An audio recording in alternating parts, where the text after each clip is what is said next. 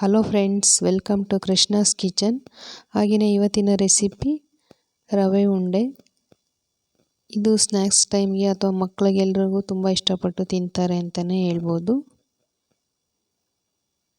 ಕಡಿಮೆ ಸಮಯದಲ್ಲಿ ಕಡಿಮೆ ಪದಾರ್ಥಗಳನ್ನು ಬಳಸಿ ಮಾಡುವಂತಹ ಒಂದು ಸ್ನ್ಯಾಕ್ಸ್ ರೆಸಿಪಿ. ಹಾಗೆಯೇ ಮಾಡುವ ವಿಧಾನ ನೋಡೋಣ ಬನ್ನಿ. ನೋಡಿ, ಈ ಕಡೆ ನಾನು ಸ್ಟವ್ನ ಆನ್ ಮಾಡಿ ಒಂದು ಬಾಣಲಿನ ಬಿಸಿ ಇಟ್ಟಿದ್ದೀನಿ. ಅದಕ್ಕೆ ಒಂದು 2 ಟೇಬಲ್ ಸ್ಪೂನಷ್ಟು ತುಪ್ಪನ ಹಾಕ್ಕೊಂಡಿದ್ದೀನಿ. ಹಾಗೆಯೇ ತುಪ್ಪ ಬಿಸಿಯಾಗಿದ್ದ ನಂತರ ಇದಕ್ಕೆ ನಾನು ಸ್ವಲ್ಪ ಡ್ರೈ ಫ್ರೂಟ್ಸ್ನ ಹಾಕ್ಕೊಂಡಿದ್ದೀನಿ, ದ್ರಾಕ್ಷಿ ಮತ್ತು ಗೋಡಂಬಿ. ಇದನ್ನು ಚೆನ್ನಾಗಿ ಫ್ರೈ ಮಾಡ್ಕೋಬೇಕು. ನೀಟಾಗಿ ನೋಡಿ, ಈ ರೀತಿಯಾಗಿ ಎಲ್ಲನೂ ಚೆನ್ನಾಗಿ ಫ್ರೈ ಆಗಿದೆ. ಈಗ ಇದನ್ನು ಸಪ್ರೇಟಾಗಿ ಒಂದು ಬೌಲ್ಗೆ ಎತ್ತಿಡೋಣ. ನೋಡಿ, ಡ್ರೈ ಫ್ರೂಟ್ಸ್ನ ಎತ್ತಿಟ್ಟಿದ್ದೀವಿ. ಈಗ ಮತ್ತೆ ಅದೇ ಬಾಣಲಿಗೆ ತುಪ್ಪದಲ್ಲಿ ರವೆನ ಹಾಕ್ಕೊಂಡಿದ್ದೀನಿ. ನಾನಿಲ್ಲಿ 1 ಕಪ್ಪಷ್ಟು ರವೆನ ತೊಗೊಂಡಿದ್ದೀನಿ. ಮಾಮೂಲಿ ಉಪ್ಪಿಟ್ಟು ಮಾಡೋದಕ್ಕೆ ಬಳಸುವಂಥ ರವೆನೇ ತೊಗೊಂಡಿದ್ದೀನಿ. ಇದನ್ನು ಚೆನ್ನಾಗಿ ಒಂದು 2 ರಿಂದ 3 ನಿಮಿಷ ಚೆನ್ನಾಗಿ ಹುರ್ಕೋಬೇಕು. ಸ್ವಲ್ಪ ರವೆ ಕಲರ್ ಚೇಂಜ್ ಆಗೋ ತನಕ ಊರಿನ ಮೀಡಿಯಮ್ ಫ್ಲೇಮಲ್ಲಿ ಇಟ್ಕೊಂಡು ಚೆನ್ನಾಗಿ ಹುರ್ಕೋಬೇಕು. ನೋಡಿ, ಈಗ ಸ್ವಲ್ಪ ರವೆ ಕಲರ್ ಚೇಂಜ್ ಆಗಿದೆ. ಈ ರೀತಿಯಾಗಿ ನಾವು ಹುರ್ಕೊಂಡಿದ್ದೀವಿ. ಈಗ ಇದನ್ನು ಸೈಡಲ್ಲಿ ಎತ್ತಿಟ್ಬಿಡಬೇಕು. ಎತ್ತಿಟ್ಟು ಈಗ ಅದೇ ಬಾಣಲಿಗೆ ನಾವು ಮುಂಚೆನೇ ತುರಿದು ಇಟ್ಟಿರುವಂತಹ ಕೊಬ್ಬರಿ ತುರಿನ ಹಾಕ್ಕೊಂಡಿದ್ದೀವಿ. ಇದನ್ನು ಸ್ವಲ್ಪ ಲೈಟಾಗಿ ಬಿಸಿ ಮಾಡ್ಕೋಬೇಕು. ಇದನ್ನೇನು ತುಂಬ ಎಲ್ಲ ರೋಸ್ಟ್ ಮಾಡ್ಕೊಳ್ಳೋದೇನಿರಲ್ಲ. ನೋಡಿ, ಸ್ವಲ್ಪ ಬಿಸಿ ಆದರೆ ಸಾಕು. ಈಗ ಇದನ್ನು ಪಕ್ಕಕ್ಕೆ ಇಟ್ಬಿಟ್ಟು ಈ ಕಡೆ ನಾವು ಮುಂಚೆನೇ ರವೆ ಎಲ್ಲ ಹುರಿದಿಟ್ಕೊಂಡಿದ್ವಲ್ಲ, ಇದಕ್ಕೆ ಒಂದು ಮಿಕ್ಸಿ ಜಾರ್ನ ತೊಗೊಂಡಿದ್ದೀನಿ. ಆ ಮಿಕ್ಸಿ ಜಾರ್ಗೆ ಹುರ್ಕೊಂಡಿರುವಂಥ ರವೆ ಮತ್ತು ಅದೇ ಬಟ್ಲಲ್ಲಿ ಅರ್ಧ ಕಪ್ಪಷ್ಟು ಸಕ್ಕರೆನ ತೊಗೊಂಡಿದ್ದೀನಿ. 1 ಕಪ್ ರವೆ ತೊಗೊಂಡಿರೋದ್ರಿಂದ ಅರ್ಧ ಕಪ್ಪಷ್ಟು ಸಕ್ಕರೆ ತೊಗೊಂಡಿದ್ದೀನಿ. ಸ್ವೀಟ್ ಜಾಸ್ತಿ ಬೇಕಂದರೆ ಜಾಸ್ತಿನೂ ಹಾಕ್ಕೋಬೋದು. ನೋಡಿ, ಈ ರೀತಿ ಸ್ವಲ್ಪ ಗ್ರೈಂಡ್ ಮಾಡ್ಕೊಂಡಿದ್ದೀವಿ. ತುಂಬ ಎಲ್ಲ ರುಬ್ಕೊಳೋದಕ್ಕೇನು ಹೋಗಬಾರ್ದು. 1-2 ಸಲ ಆಫ್ ಆನ್ ಮಾಡಿಕೊಂಡು ಈ ಥರ ಸ್ವಲ್ಪ ತರಿಯಾಗಿ ರುಬ್ಬಿಟ್ಕೊಂಡ್ರೆ ಚೆನ್ನಾಗಿರುತ್ತೆ. ಈಗ ನಾವು ರುಬ್ಬಿರುವಂತಹ ರವೆ ಮತ್ತು ಸಕ್ಕರೆನ ಒಂದು ಮಿಕ್ಸಿಂಗ್ ಬೌಲ್ಗೆ ಹಾಕ್ಕೊಂಡಿದ್ದೀವಿ. ನೋಡಿ, ಈ ಪಾತ್ರೆನಲ್ಲಿ ಹಾಕ್ಬಿಟ್ಟು ಎಲ್ಲನೂ ಚೆನ್ನಾಗಿ ಮಿಕ್ಸ್ ಮಾಡಿಕೊಂಡು ಕೈಯಲ್ಲೆಲ್ಲ ಇದು ಮಾಡಿದ್ದೀವಿ.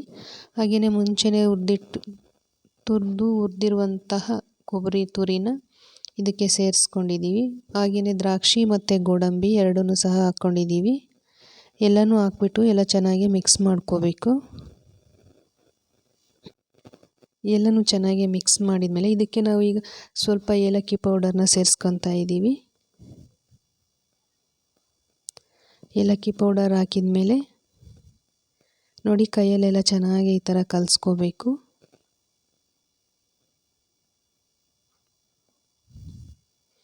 ಚೂರು ಗಂಟಿಲ್ದಿರೋ ಹಾಗೆ ಎಲ್ಲನೂ ನೀಟಾಗಿ ಮಿಕ್ಸ್ ಮಾಡಿಕೊಂಡು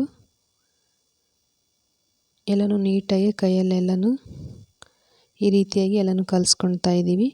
ಈಗ ಇದಕ್ಕೆ ನಾವು ಸ್ವಲ್ಪನೇ ಹಾಲನ್ನು ಹಾಕ್ಕೊಂಡು ಎಲ್ಲ ನೀಟಾಗಿ ಕಲಿಸ್ಬಿಟ್ಟು ಉಂಡೆನ ಮಾಡಬೇಕು. ನೋಡಿ, ಹಾಲೇನು ಜಾಸ್ತಿ ಬೇಕಾಗಲ್ಲ. ನಾನಿಲ್ಲಿ ಒಂದು ಟೀ ಗ್ಲಾಸಲ್ಲಿ 1/4 ಗ್ಲಾಸಷ್ಟು ಹಾಲನ್ನು ತೊಗೊಂಡಿದ್ದೀನಿ. ಈಗ ಸ್ವಲ್ಪ ಹಾಲನ್ನು ಹಾಕ್ಬಿಟ್ಟು ಎಲ್ಲನೂ ನೀಟಾಗಿ ಮಿಕ್ಸ್ ಮಾಡ್ಕೊತಾ ಇದ್ದೀವಿ. ನೋಡಿ, ಕೈಯಲ್ಲಿ ಚೆನ್ನಾಗೆಲ್ಲ ಈ ರೀತಿ ಮಿಕ್ಸ್ ಮಾಡಿಕೊಂಡ್ರೆ ಉಂಡೆ ಚೆನ್ನಾಗಿ ಬರುತ್ತೆ. ಮತ್ತೆ ಸ್ವಲ್ಪ ಹಾಲನ್ನು ಹಾಕ್ಕೊಂಡಿದ್ದೀನಿ.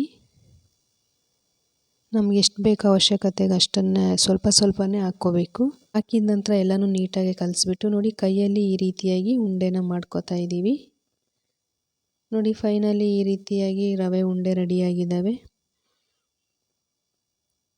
ಮತ್ತು ಅದೇ ಶೇಪಲ್ಲಿ ಎಲ್ಲನೂ ಈ ರೀತಿಯಾಗಿ ಉಂಡೆಗಳನ್ನ ಮಾಡಿಬಿಟ್ಟು ಇಟ್ಕೊತಾ ಇದ್ದೀವಿ. ನೋಡಿ, ತುಂಬ ರುಚಿಯಾಗಿ ಮತ್ತು ಟೇಸ್ಟಿಯಾಗಿರುವಂತಹ ರವೆ ಉಂಡೆಗಳು ರೆಡಿಯಾಗಿವೆ. ವಿಡಿಯೋ ಇಷ್ಟ ಆದರೆ ಖಂಡಿತ ಒಂದು ಸಲ ಈ ರೀತಿಯೂ ಟ್ರೈ ಮಾಡಿ. ಪಾಕನೇ ಇಲ್ಲದೆ ಇರೋ ಥರ ನೀಟಾಗಿ ಕಡಿಮೆ ಪದಾರ್ಥನ ಬಳಸಿ ಒಂದು ಒಳ್ಳೆ ರವೆ ಉಂಡೆನ ತಯಾರು ಮಾಡ್ಬೋದು. ಹಾಗೆಯೇ ನಿಮಗೂ ಇಷ್ಟ ಆದರೆ ಲೈಕ್ ಮಾಡಿ, ಶೇರ್ ಮಾಡಿ, ಕಮೆಂಟ್ ಮಾಡಿ. ಕೃಷ್ಣಾಸ್ ಕಿಚನ್ಗೆ ಸಬ್ಸ್ಕ್ರೈಬ್ ಮಾಡಿ ಮತ್ತು ಸಪೋರ್ಟ್ ಮಾಡಿ. Thank you for watching. Bye.